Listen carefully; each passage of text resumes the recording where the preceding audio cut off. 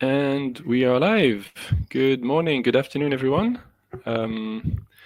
Very happy to see you again today. We have the number of attendees going up, so we'll wait a few minutes. I am really excited to have two guests that are probably some of the, longest or earliest supporters of ID5. I was actually looking in my notes. I think, Kristina, we met even before ID5 was created, and I pitched the idea to you. You were one of the first people to hear about it over 2.5 years ago, and you both have been long-term clients and supporters of ID5. So really excited and happy to have you on the Laptop Side Chat podcast with me today. Kristina Prokop, CEO of Eyeota and Kasper Skou, with a very specific attention on the pronunciation there. Not cool. You did well. Cool. You did well. I know, right? I've practiced. That's what I was saying. I've known you long enough now to be able to practice this pronunciation. CEO and co-founder of Semasio. Thank you very much to both of you for being on the show today. To our audience, if you have any questions, anything you'd like us to address, feel free to use the chat box on the right-hand side of your screen. And as the numbers ramp up, we're just going to go through maybe quick introduction. You both have a pretty large following crowd on social media, but maybe if you want to just introduce yourself briefly, you want to start, Kristina? Sure. Kristina Prokop. I am one of the co-founders and the CEO of Eyeota. We're a global company focused on audience technology solutions. And we're about a little over 9.5 years old already. So we've been in the data space quite a while, and international from day number one. So we've been providing solutions, across all markets across the globe from the inception of the company. And really excited to be here today, and looking forward to exchanging a bit on and commiserating a bit on COVID and state of the industry. And talking about the positive, of course. Let's not forget the opportunities. All right. Well, I co-founded Semasio almost simultaneously with the founding of Eyeota. So we're also pretty much 9.5 years old. We also received our investment from Project A pretty much simulataneously. Yeah, we're like brother-sister companies here. Yeah, pretty much, right. So let's keep it that way. So we set out. Is Florian on the show, you think? Is Florian listening in? Yeah, I know where's Florian, actually. Florian is always listening in somehow. So we set out to try and create a completely different approach to user profiling and segmentation based on semantic technology, which I had been dabbling in with my CTO and co-founder in a previous company. And we wanted to try and create a completely new approach, turn it into a self-service solution to sort of democratize the data science behind sophisticated audience creation and put it into the hands of the practitioners who know what the client wants to achieve, but may not have a data science background. So you could kind of call it a bicycle for data science for non-data scientists. So today, we're in about 30 countries and do about 34 different languages, I suppose, and have more than 3,000 self-service users on the platform. Data science as a service. You could trademark that, or Beeswax has the bidder as a service, BaaS. You could have DSaaS, baby. DSaaS. It's all about DSaaS. All right. So you're both working from home. Kristina, you're in Berlin. Is that right? Yep, in Berlin. How are which things the accent going? gives away, right? No. Yeah, of course. That was a question. It's funny. A lot of people, when they communicate with me on email, and when the first time we have a call together, you can hear the confusion, you can hear the wheels turning in there. I was like, wait a minute, but your accent is so good. Your American accent is so good. It's like, there's music. I watched a lot of TV as a kid. Yeah, exactly. Without subtitles. Yeah. So American, based in Berlin, Germany. I've been here for 20 years. 20 years already. Okay, hence the accent. Is your German accent as good as your American accent? My German accent is pretty okay. Casper probably. Let's put it this way: people know that I'm not German, but I don't know. It's not that they immediately say, "Oh my gosh, there's the American in the group." So I can hide it a little bit. Not to your face, at least. See, brother, sister, right? This is kind of the abuse I get. says Yeah. the Dane. Exactly. I was Also going to say, pretending to be the German, Dane, right? it says the Dane speaking English. Yeah. So you're under lockdown, I assume, as is the rest of the company. How has it been going? How have you adapted to this? I mean, you're a pretty remote organization. I know people at Eyeota from at least 5 or 6 different locations. Yeah.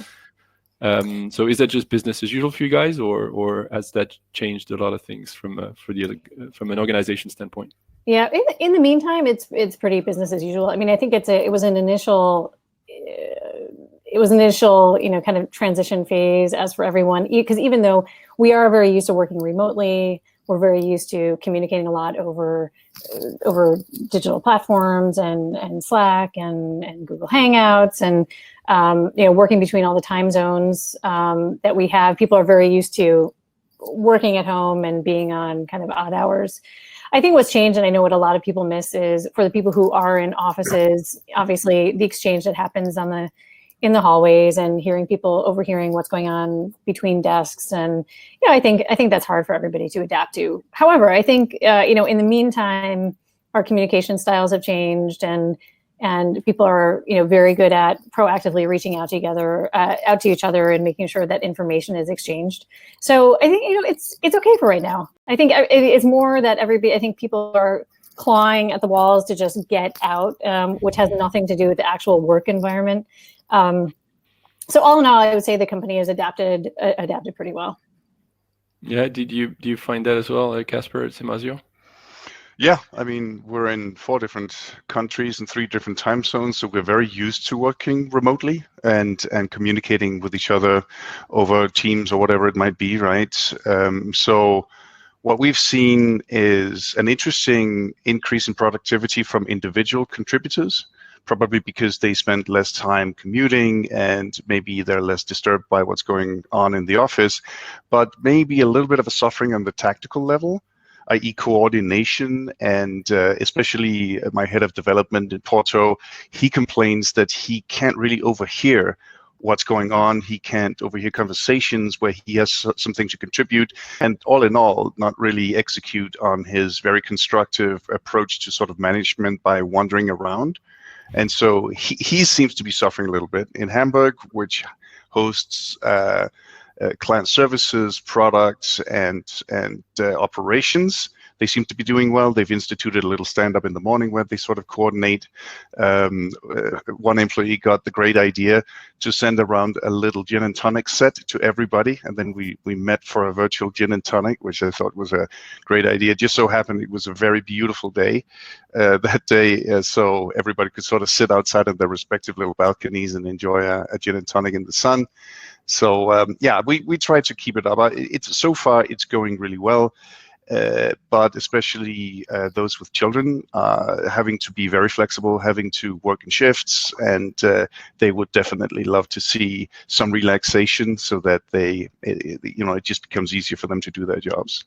Yeah, it feels like it's more targeted, so you're more efficient in your the communication, and the flow of information is more efficient, but you miss on the little the chit chat, the banter, the soft communication element, right?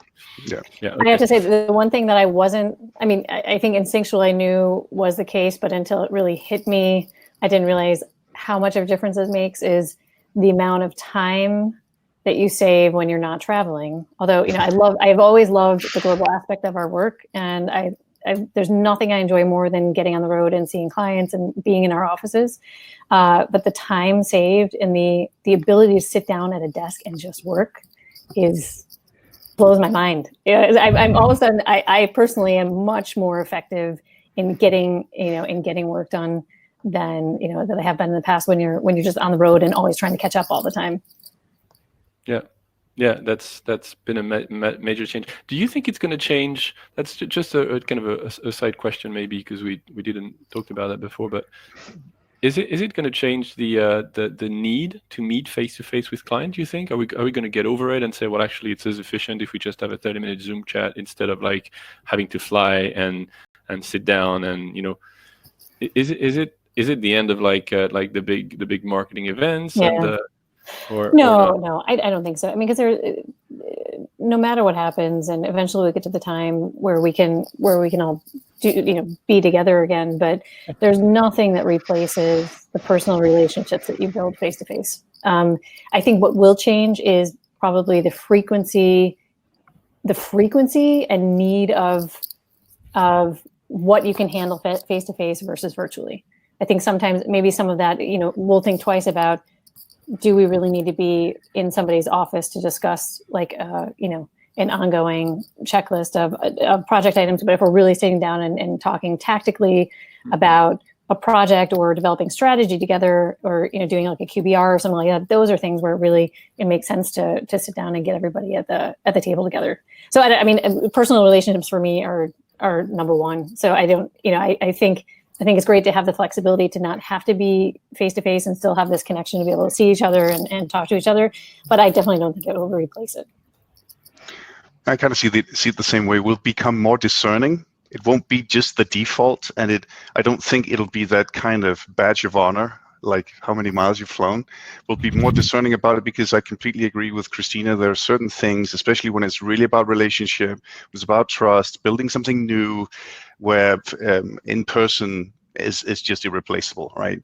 Also, I think definitely not when it comes to the marketing events. I mean, there are so many serendipitous encounters at these events that just spur something new, which would never really happen electronically. So for us, at least, the loss of ICOM, now of CAN, I mean, ICOM is not a loss, it's just postponed, but this will impact us. It'll impact our new business pipeline, because I use that for very serendipitous encounters, right? And out of that comes completely new things, and you connect with people, and this generativity, oh, have you talked to this guy? And oh, you should absolutely meet this guy, he's also here, right? Which you always, for instance, get at Ramp Up, which we had this year. So that, I think, is very irreplaceable, and I think that will have a major impact. But beyond that, I think we'll be more discerning. I think people will also start to get more curious about collaboration technologies, such as interactive whiteboards and stuff like that, to sort of bridge a little better when it comes to virtual interaction. But definitely, there is no replacement. We're social animals. There is no replacement for in-person when it's really important. Yeah, that's a good point. Have you implemented new tools since the beginning of lockdown? Have you started using new things like project management, or like you were talking about the whiteboard, or I mean, we did way before. Not because of that. Like you have been using those tools before. Okay. Yeah, we had a big powwow in Hamburg at one point, so-called open space technology, and a lot of people said we were lacking tools to facilitate communication, because like we're across 4 different offices, right, 3 different time zones.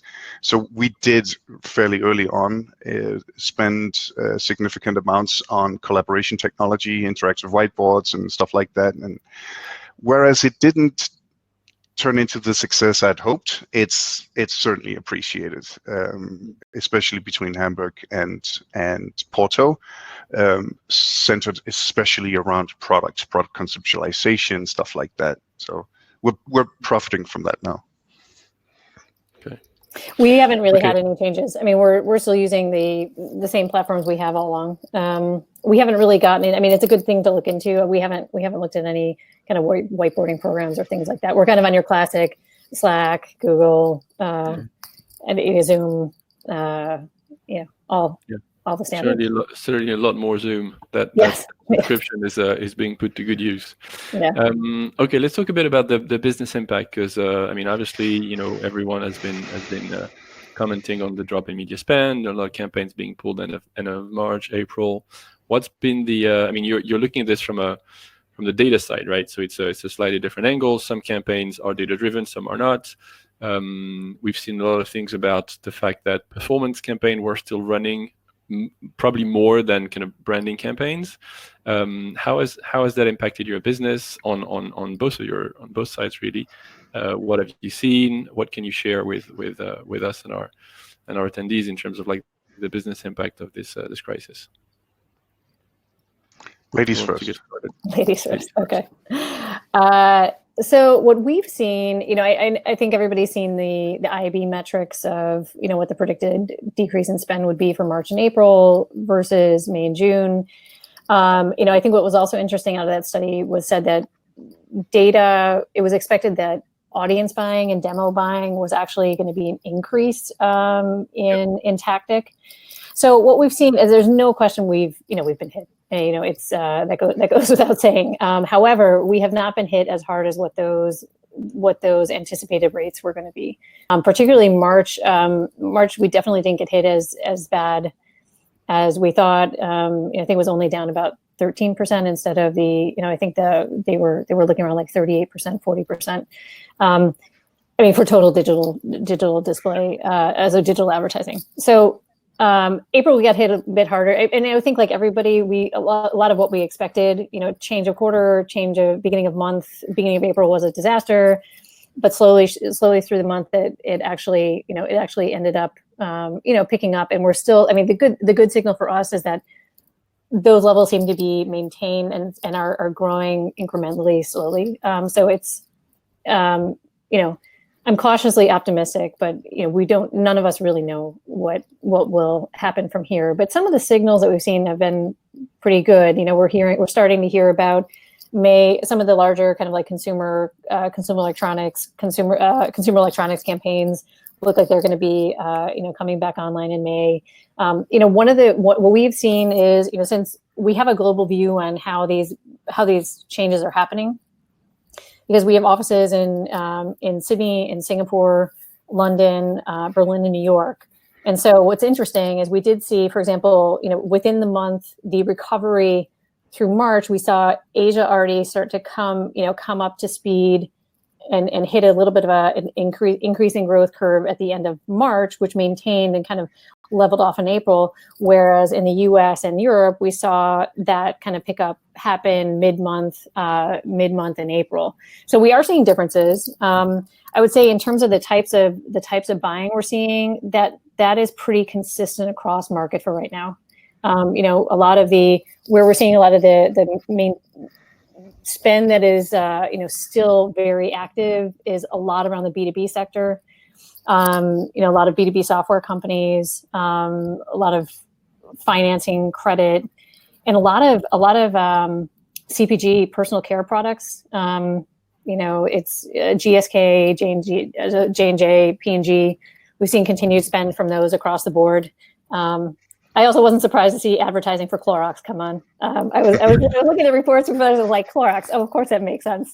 Huge spike in the US. Yeah. So Clorox is doing, and like some of the grocers, Tesco kind of popped up across the UK. It's interesting. Like it's definitely. Let's put it this way. There are changes in kind of in how the spend is broken down by type of advertiser. Unfortunately, those new ones or kind of that change isn't making up for the delta yet. But it is. We're seeing some interesting things pick up, and I think we're just really focused on maintaining an open dialogue with clients and making sure we're trying to do as much as we can to service them and plan for campaigns restarting. So we definitely haven't. The revenue has slowed down, but definitely haven't seen a slowdown in business per se, business and activity. Okay. Is that a similar kind of analysis on your side as well, Kasper? Yeah, it is. We also saw a hit in the last week of March, mostly in Europe. It came a little later in the US.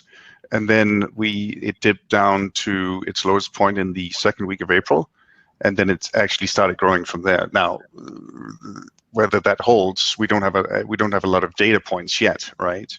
I guess I'm getting the first week of May data points today, actually. So if that continues the trend, that would be lovely, right? We started digging into industries, and we had a very hard time finding patterns.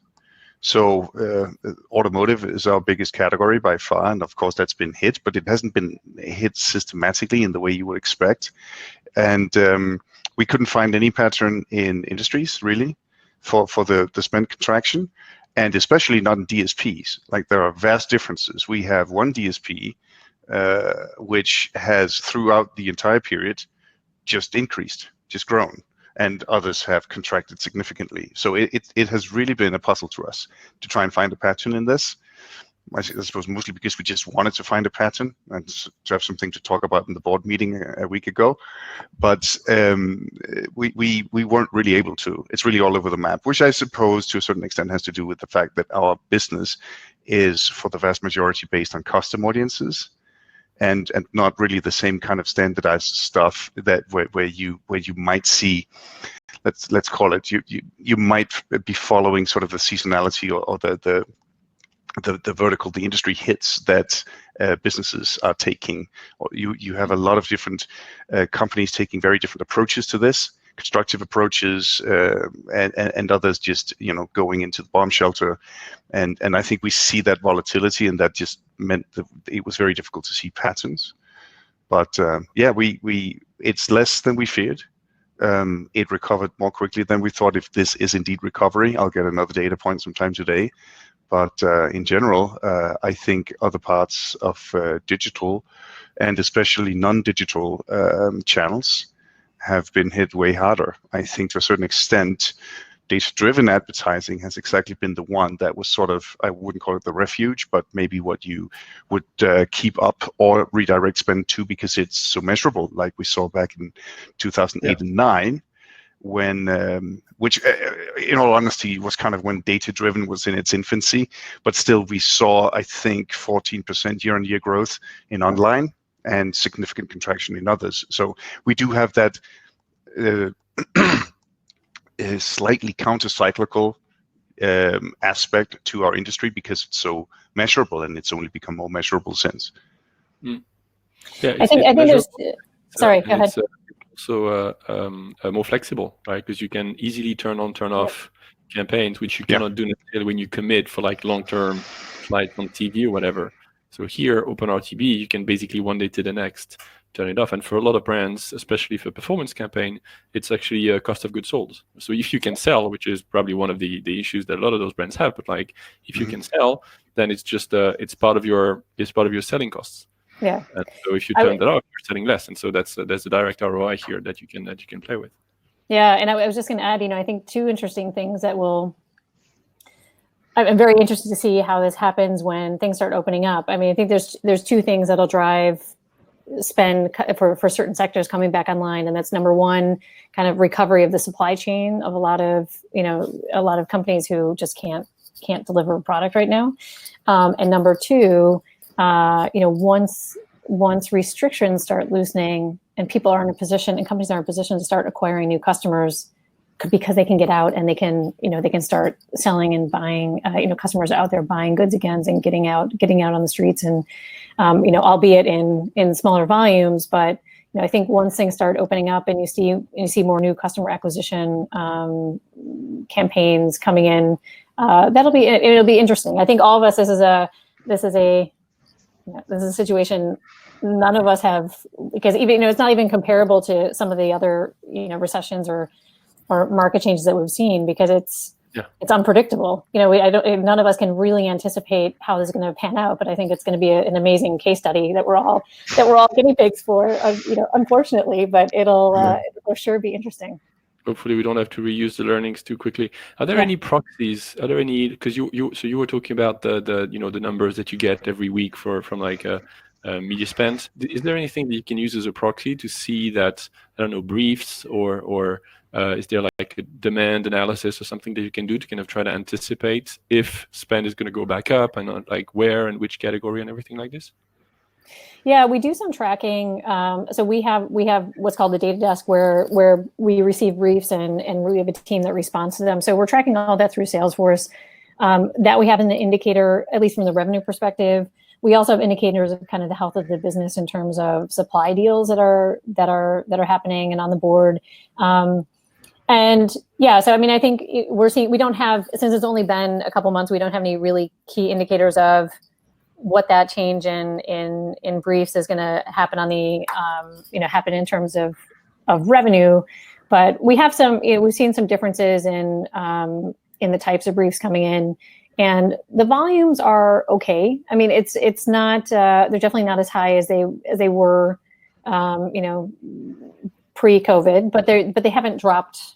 They haven't dropped to zero. Let's put it that way. And interestingly enough, on the supply side, it's been pretty strong, because I think it's an interesting time for business development for us, because I think a lot of partners who maybe weren't looking for other monetization channels before are much more open to that conversation right now, and looking at how they can utilize their data assets to create a new revenue channel. So that's what we've actually been seeing really good movement in that side of the business. Yeah.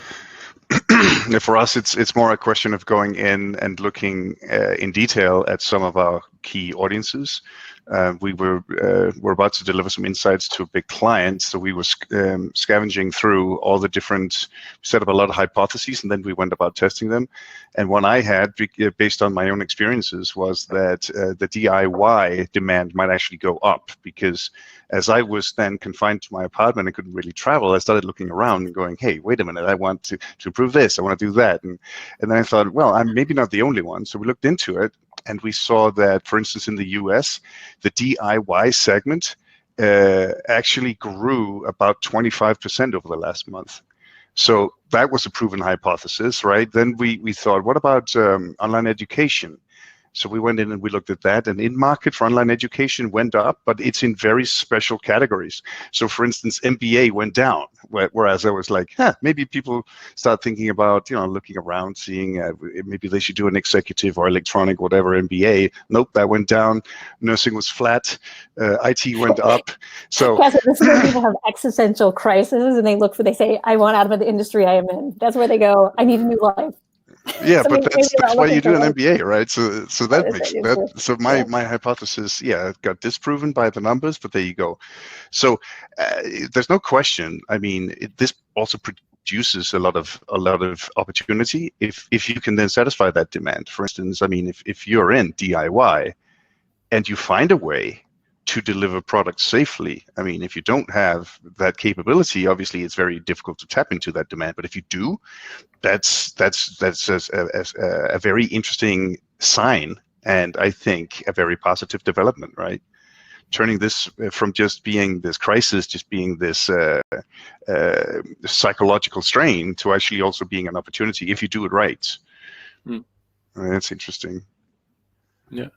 I think there's like you're saying, right? There's a lot of opportunities for business development, also because probably people have more time to think and more time to kind of sit down and think about, like, okay, what are my monetization opportunities, and what's my strategy with such and such partners and everything. And obviously one of the topic that comes up a lot, that came up a lot before the crisis, but that has kept kind of coming up a lot, especially as far as we're concerned, is identity.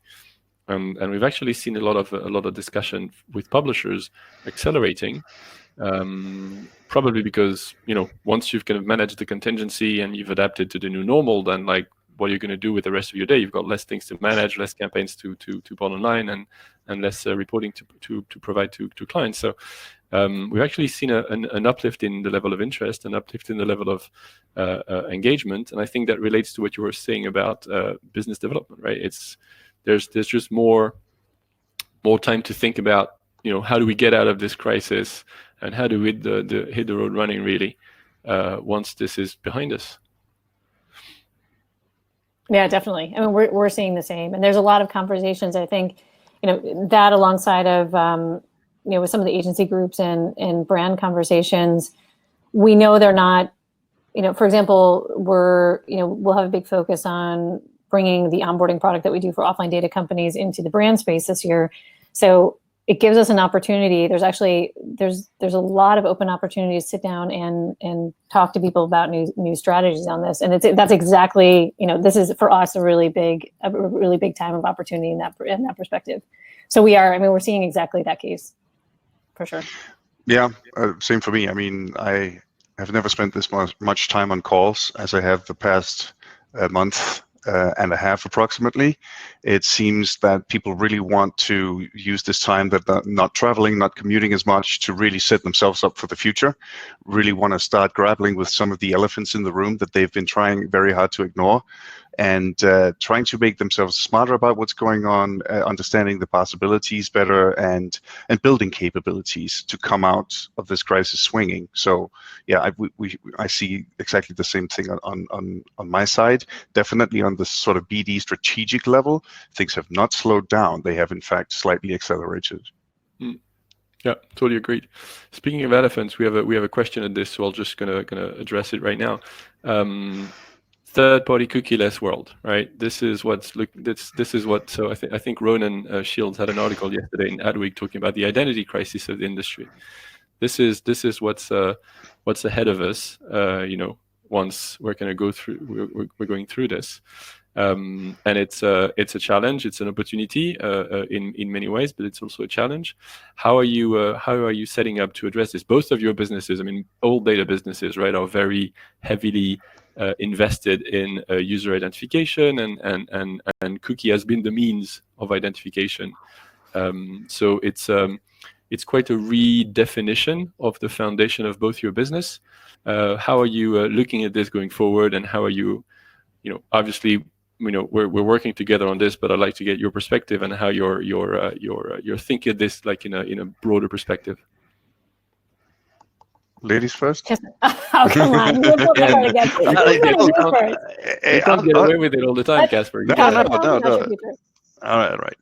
So our perspective is that there will always be the possibility of user-level targeting. What I like to say is it's just shown itself to be too big to fail.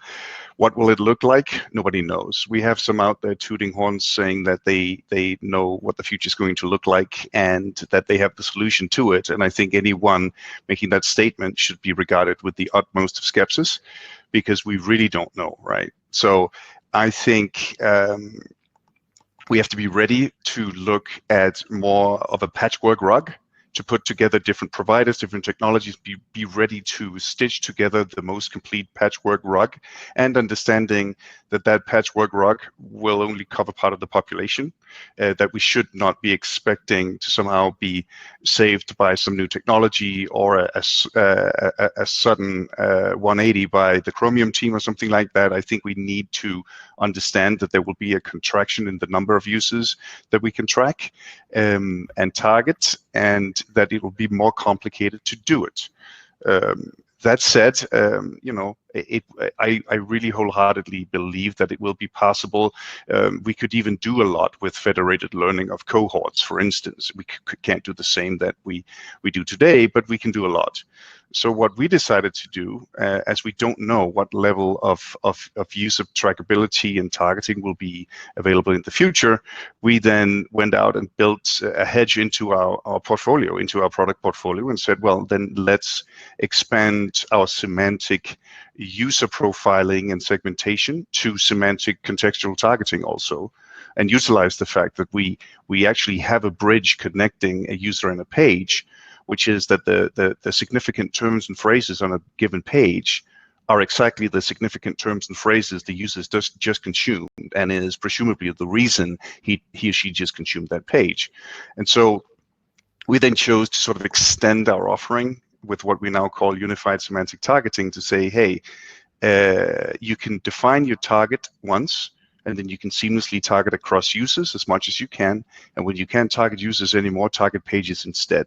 But it's the same target that you've built. And that way, based on whatever happens, I mean, even if we look at a market like India today, we can track maybe 20% of the population, because the rest is using mobile web on a feature phone, right? And so they're just not targetable. So you even have kind of a premonition, you have a preview of what our world might be like in the Western world in 1.5 years. And so having that extra leg to stand on was sort of what we chose to do, to have that resilience in the product, to be able to take, strictly speaking, any percussive infliction upon the ability to do user-level targeting, user-level tracking and targeting. So that's sort of how we chose to approach the problem. And so the big tasks ahead of us are now the seamless ability to sew that patchwork rug, and finding the right patches to put it together from, right? And we'll plug you now, Mathieu, and say that we're excited and really hope that ID5 will be one of those patches. Kristina? Yeah. So the way that we've always approached our solutions is to be as agnostic in terms of IDs and platforms and technologies as possible, because what we always want to do, I mean, everything we do is focused around the activation, distribution, and monetization of data. So we really want to make sure data can get from A to B, regardless of what identifier someone is using, regardless of where that data is coming from, and be able to map it into any given ID. So this is something, I think like a lot of companies, we started working on this, before the announcement came, because the thing is, it's not, I think the general market was moving this way anyway, just from a natural progression of how people consume media and where they spend their time. So, the reliance on the cookie is decreasing it's just naturally anyway, right? So, I think for most companies, the question of how do we bridge over into a multi-device, multi-user ID tracking environment was a big question anyway. This just it obviously just accelerated it for everyone. So the way that we're handling it is we've now set up our platform to be able to handle multiple IDs, and we have our own internal cross-device mechanism, which is we are not going to market with a cross-device solution. This is purely for internal Eyeota. So we have a persistent Eyeota ID for any given profile that we have that we can match up, if we, at the moment, let's say a third-party cookie ID that we're getting from a publisher that's passing us data, matching in a mobile ad ID. We're looking at. We're also going to be adding in the ability to have hashed email match in our platform, as well as connecting to all of the ID5s, ID5s of the world, to make sure that we're basically resolving as many points as we can between both deterministic and a probabilistic methodology, to get as close as we can to keeping a user profile active on every single ID that we can. So that means for us, it's number one is that we have direct publisher relationships and mobile data provider relationships that are passing us data with relevant IDs.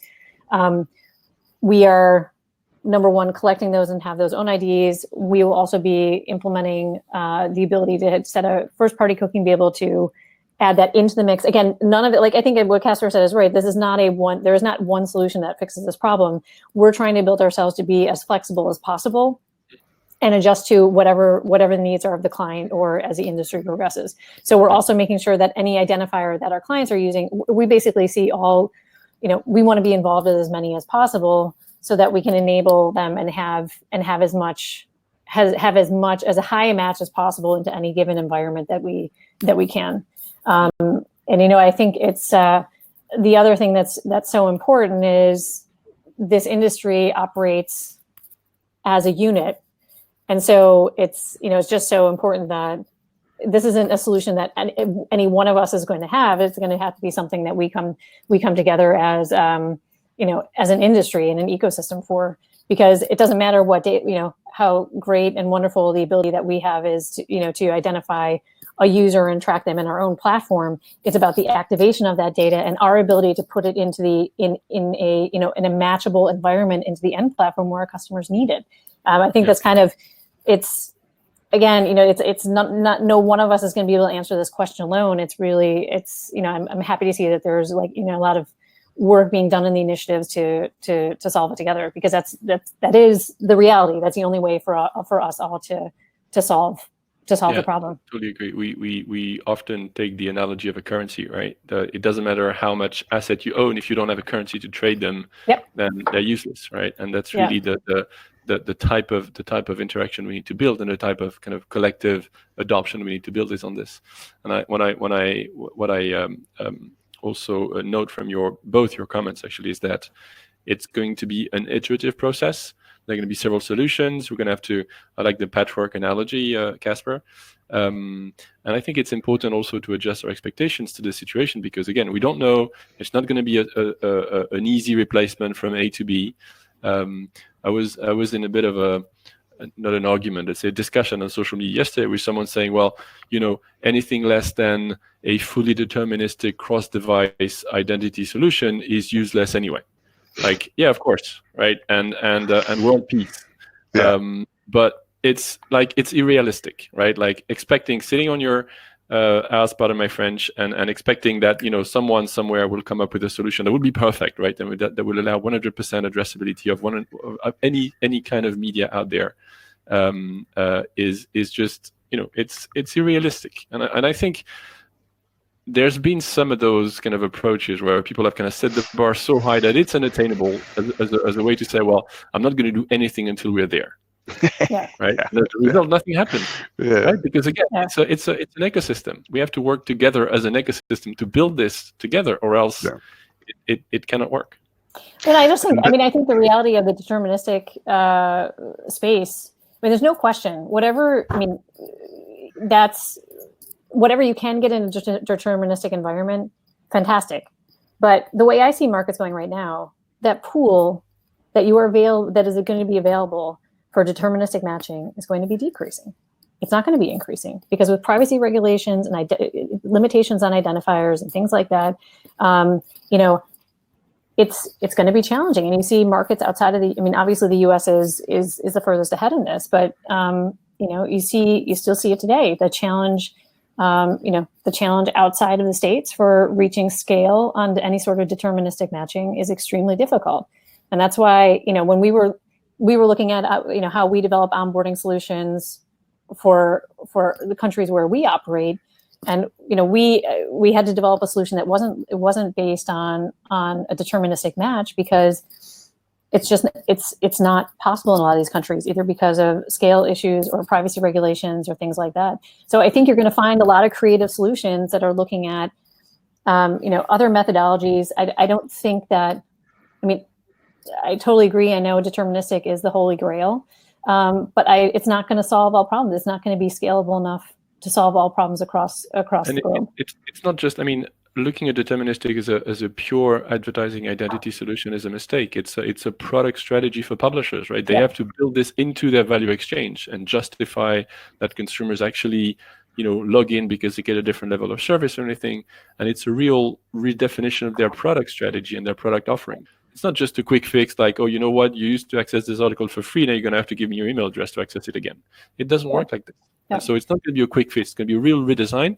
I don't know if we'll have less or more, but we have to redefine the value exchange. We have to make the value exchange probably more transparent with the consumer. But it will never be 100% anyway. And so just asking for this is an unrealistic expectation. Yeah. So you were going to say something, Kasper, and that's a while back, but I think it's still relevant. I think what we'll see contraction in some places like the States, and we will see increase really from this effort in other places like EMEA, or more specifically Europe, right, where publishers have been sitting in their pot like the proverbial frogs. The water's been getting a little warmer, but they couldn't really feel it until the Chromium team came and really cranked up the heat, and they went, "Wow, is it getting warm in here?" And I think we talked about this, Matt. This is also really now an impetus for them to go and do something and really think about this. Then, of course, this crisis comes on top and gives them even more time to reflect. So, good for all of us. But that's basically the way I see it. We will see contraction in some places. We will see increase or growth in other places until we have more of a stable state across. And that stable state, as you were saying, Mathieu, the currency analogy is apt, because we do have multiple currencies, and you can pay for things in multiple currencies. And indeed, it's a whole science to pay for something in the right currency at the right time. And that goes back to that patchwork rug analogy, right? So find the right patchwork rug for what you want to achieve by stitching together these different solutions to solve your challenge in the best possible way, which of course in both the case of Eyeota and Semasio is immensely challenging. Why? Because we're active across so many markets. So with the cookie going away and that not really being a currency anymore, then it is going to be very interesting to go out there and be kind of currency managers, right, across so many different markets that will not have the same development trajectories, and that's going to be a very interesting challenge. Well, hopefully we can create the yen, the dollar, and the euro that will be widely adopted enough to enable us to scale and to have a scaled approach to trading globally and on advertising, because in the end we're up against people who have infinite scale. And the only way we can allow publishers and brands to build an alternative to engage with consumers is if we build something that's scalable and that's simple to execute. And I think that, again, the currency analogy is also relevant here, right? You cannot have one currency per buyer or one currency per seller per country or per it doesn't work like this. Right, we're already at the end of our time. We could have gone for another 45 minutes at least, but I want to be respectful of our attendees' time. So I want to thank you very much, both of you, for your participation. It's been a great chat, and looking forward to the next few months and to hopefully meet in person, maybe at the Mexico. Is it going to happen, you think? They certainly claim so. All right. So and then there's ICOM in October if you're game. All right. Game. Always game. More than ever now. I can't wait to get out. Yeah. Right. Thank you very much to both of you. Thank you to all Thank attendees. you for inviting. Take care. Bye. Bye-bye.